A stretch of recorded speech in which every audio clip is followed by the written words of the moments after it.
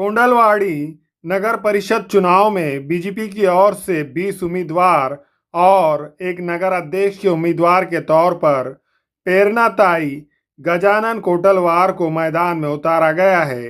इस सिलसिले में महाराष्ट्र के माजी मुख्यमंत्री और खासदार अशोकराव चौहान और प्रेरणाताई गजानन कोटलवार ने क्या कहा, देखिए। यहाँ पे चुनाव होने जा रहा है कोंडलवाड़ी में, भाग्य का सवाल। देखिए, पूरे महाराष्ट्र में माहौल भाजपा के पक्ष में है और कई जगह पर भाजपा की पूरी काउंसिल बिन विरोध चुनकर आई है। 2-4 नगर अध्यक्ष भी अनपोज चुनकर आए हैं और नांदेड़ जिले में भी बड़े पैमाने पर भाजपा को समर्थन प्राप्त हो रहा है। मुझे पूरी उम्मीद है जिस तरीके से कोंडलवाड़ी का माहौल हमें सुनाई देता है, आज मैं खुद देखने के लिए यहाँ पर आया था और मुझे महसूस हुआ कि लोगों में उत्साह है और भाजपा को चुन के देने के लिए लोगों की मानसिकता बन चुकी है। सर, राष्ट्रवादी कांग्रेस पार्टी की तरफ से बताया जा रहा है कि हमने लाड़की बहन योजना चालू करी और हमारे पास खजाने हैं और भाजपा को उसका खास करके टारगेट किया। देखिए, मंत्रिमंडल का प्रमुख राज्य का मुख्यमंत्री रहता है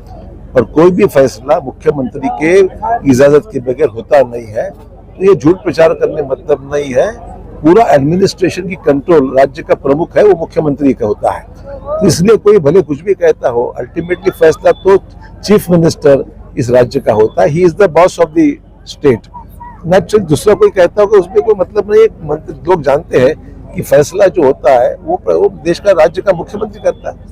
सर, विरोधी की तरफ से आपके ऊपर आरोप लगाया जा रहा है कि चक्कर में आप खुद फंसते जा रहे हैं, ऐसा शिवसेना के जानिब से। मैं कोई फंसने वाला आदमी नहीं हूँ, ऐसे कई आए और कई गए, कुछ फर्क नहीं पड़ता। ठीक है सर, मुखेड़ और धर्माबाद के चुनाव की डेट जो बढ़ गई है, इस पर क्या कहना चाहिए? अब देखिए, ये तो गलती तो उम्मीदवार की तो है नहीं, ये तो चुनाव आयोग ने देखना चाहिए था कि इतना चुनाव जब अंतिम स्तर पर आने के बाद में जो टेक्निकल इश्यूज पे चुनाव थोड़ा सा आगे चला गया है, ये जिम्मेदारी उम्मीदवार की तो है नहीं।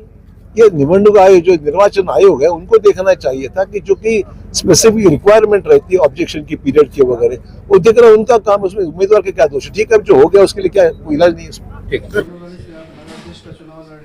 कितनी सीट भाजपा की यहाँ पर खड़ी है, किन मुद्दों को लेकर आप जनता के इथल्या नगरपालिकेमध्ये मी एक नगराध्यक्ष पदासाठी उभी आहे आणि माझ्या 10 वॉर्डमध्ये 20 असे नगरसेवक पदाचे कॅन्डिडेट उभे आहेत आपले। क्या विकास के दृष्टिकोन से हा वचननामा आम्ही जाहीर जो केलेला आहे, ही मुद्दे आपण विकासाच्या कामांच्या ह्याच्या दृष्टीनेच आपण ही विकास कामे आपण जाहीर केलेली आहेत। नक्कीच याच्यावर आपण प्रयत्न करणार आहोत या विकासांना चालना देण्यासाठी। कोंडलवाड़ी राष्ट्रवादी का गढ़ कांग्रेस का गढ़ ऐसा माना जाता है, इसमें भाजपा कितनी सीटों पे जीत पाएगी? हा येणारा काळच सांगेल की कोण जिंकेल आणि किती सीटनी जिंकेल। मैडम, कोंडलवाड़ी का विकास हुआ ऐसा लगता है क्या? आत्तापर्यंत जी विकास कामे रखडलेली दिसत आहेत मागच्या काही वर्षांमध्ये, तीच विकास कामे मला पूर्ण करायची आहेत। मागील काळामध्ये काय झालं आणि कोण काय केलं यावरती मी जास्त काही भाष्य करू शकत नाही। नक्कीच एवढे दिग्गज नेते आपल्याला इथे येऊन मार्गदर्शन केलेले करत होते, त्या म्हणजे त्यांचा एवढा वेळात वेळ काढून ते इथे आले आहेत, तर नक्कीच मी त्यांचा आभार मानते आणि नक्कीच त्याचा आपल्याला फायदा होईल आणि निवडणुकीच्या दृष्टीने जे त्यांनी बोललेले आहेत त्याने नक्कीच आपल्याला मतांच्या रूपाने आपल्याला नक्कीच त्याचा फायदा होईल आपल्याला नक्कीच। आठवणी कायम आहे आणि म्हणून कोंडलवाडी मध्ये आल्यानंतर मी माझ्या घरी आलोय असं मी म्हटलं तर चुकीचं ठरणार नाही। मित्रांनो, ही निवडणूक महत्वाची आहे। या निवडणुकीच्या माध्यमातून पुढच्या 5 वर्षाकरता आपल्याला या भागातल्या विकासात्मक कामासंदर्भामध्ये नियोजन, कामाची सुरुवात, लोकांच्या स्वप्नाची पूर्तता करायची असेल, काही नवीन चेहरे पाहिजेत, सुशिक्षित चेहरे पाहिजेत, काम करण्याचा दृष्टिकोन असणारे चेहरे पाहिजेत। सगळ्यात महत्वाचं म्हणजे ज्याची सत्ता केंद्रात आहे आणि राज्यात आहे ती सत्ता आज कोंडलवाडीमध्ये सुद्धा आली पाहिजे, तरच काम होणार आहे। ते लक्षात ठेवा। आपण या भागामध्ये काय साध्य करायचं असेल, आपण एकदम कोंडलवाडी म्हणजे आज महाराष्ट्रातला एकदम टोकाचं गाव आहे। या कोंडलवाडीमध्ये स्वाभाविक आहे लोकांच्या मनात भावना होते, आम्ही दुर्रक्षित आहोत, लांबचे आहोत, कोणी आमच्याकडे पाहत नाही, एक थोडी भावना मनामध्ये येणं स्वाभाविक आहे। पण मी तुम्हाला खात्री देऊ इच्छितो, ज्या विकसित भारताची कल्पना मोदी साहेबांनी मांडली आहे, विकसित भारताची कल्पना 2047 पर्यंत विकसित भारताची संकल्पना प्रत्यक्षात अंमलबजावणी करण्याची भूमिका मोदी साहेबांनी स्वीकारलेली आहे.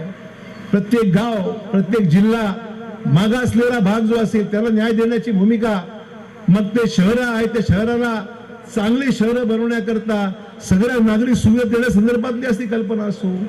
आणि त्याच बाबतीमध्ये देवेंद्र फडणवीस साहेबांनी जी भूमिका घेतली, फडणवीस साहेबांनी, की विकसित भारताबरोबर विकसित महाराष्ट्र सुद्धा आम्ही करणार आहोत आणि त्या विकसित महाराष्ट्राबरोबर मी आणि अजितराव आणि अंतापूरकर मिळून विकसित कोंडलवाडी केल्याशिवाय राहणार नाही, हे मला तुम्हाला अभिवचन देण्याकरता मित्र मी या ठिकाणी इतके लांबून आलेलो आहे.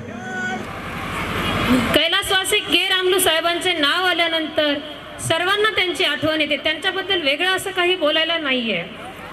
मी त्यांची नातसून या नात्याने आपल्या समोर त्यांचे स्वप्न घेऊन, त्यांची जे स्वप्न अपूर्ण राहिलेले आहे ते स्वप्न पूर्ण करण्यासाठी आपल्या समोर उभी आहे.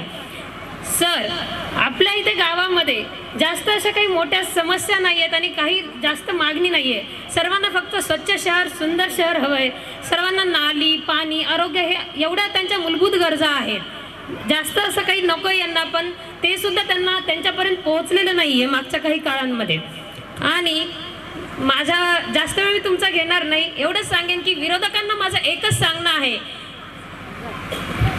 एक महिला काय करू शकते, एक महिला काय करू शकते हे हा येणारा काळच सांगेल.